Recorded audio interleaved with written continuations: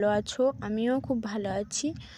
তো Aditi blog S1K চ্যানেলে তোমাদের স্বাগত। তো ভাবছো যে এসব কি হঠাৎ করে মাঝে মধ্যে কি মাথায় পাগল টাগল হয়ে গেলাম, কিন্তু তা না। আমাদের বাড়িতে নবান্ন করেছিল।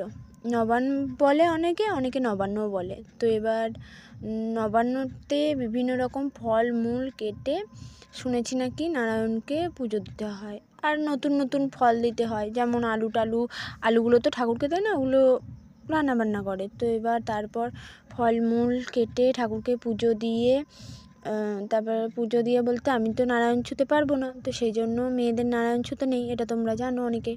তো এবার আমার দাদা পুজোটা দিয়ে দিয়েছে, দিয়ে তারপরে ও অল্প করে প্রসাদ খেয়ে চলে গেছে।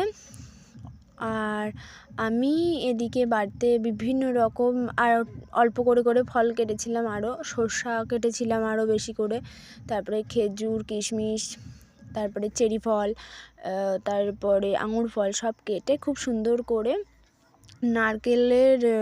নারকেল কোড়া আর হচ্ছে চাল বাটা। তো এবার এটাকে বলে চাল নবান্ন বলে যেহেতু, সেই জন্য দিয়ে এবার মেয়েকে প্রথমে পাখি পুগলিদের দেবো। তো আগে এবার গুড় দিয়েছি, গুড় দেওয়ার পরে একটু জল দিয়ে খুব সুন্দর করে মাখার পর যা খাওয়ার সময় যে টেস্টটা হয় না, দারুণ লাগে।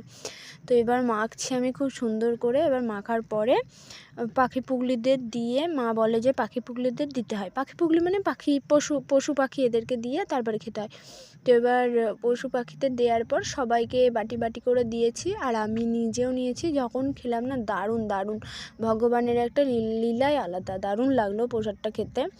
আর বাদাম ছোলা সব রকম কিছু দিয়ে মানে ফলটা করা, দারুণ লাগছিলো। এই যে দেখতেই পাচ্ছ, এটা হচ্ছে পাখি পুগলিদের জন্য, পাখি পুগলিদের দিয়েছি। অনেকগুলো করেছিলাম, এবার সবগুলোর ছবি তুলে নিই, 2-1টা তুলেছি।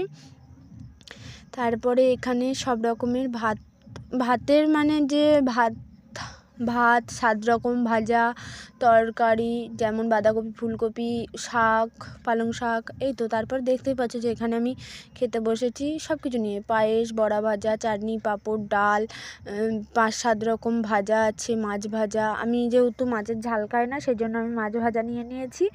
আর বাকি মা দাদা ওর মা ওরা সবাই মাছের ঝাল নিয়েছিল।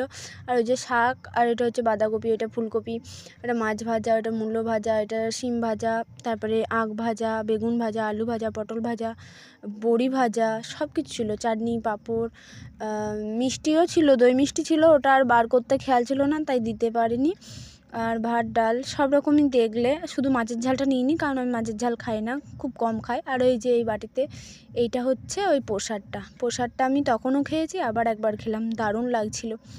আর তোমাদের কার কেমন লাগলো, মানে ভিডিওটা দেখে কেমন লাগলো সেটা বলবে। আর কার বাড়িতে নবান্ন হয় বা নবান্ন হয় কমেন্ট করে জানাবে। আর ভিডিওটা ভালো লাগলে লাইক করবে, চ্যানেলটাকে সাবস্ক্রাইব করে দাও, আর কমেন্ট করে অবশ্যই কিন্তু জানাবে। আর আমার পাশে প্লিজ থাকো তোমরা, আমি চাই তোমরা আমার একটা পরিবার হয়ে আমার পাশে থাকো। আমি মানে একটা ভালো এখান থেকে কিছু শুরু করতে চাই। তো টাটা, সবাই ভালো থেকো।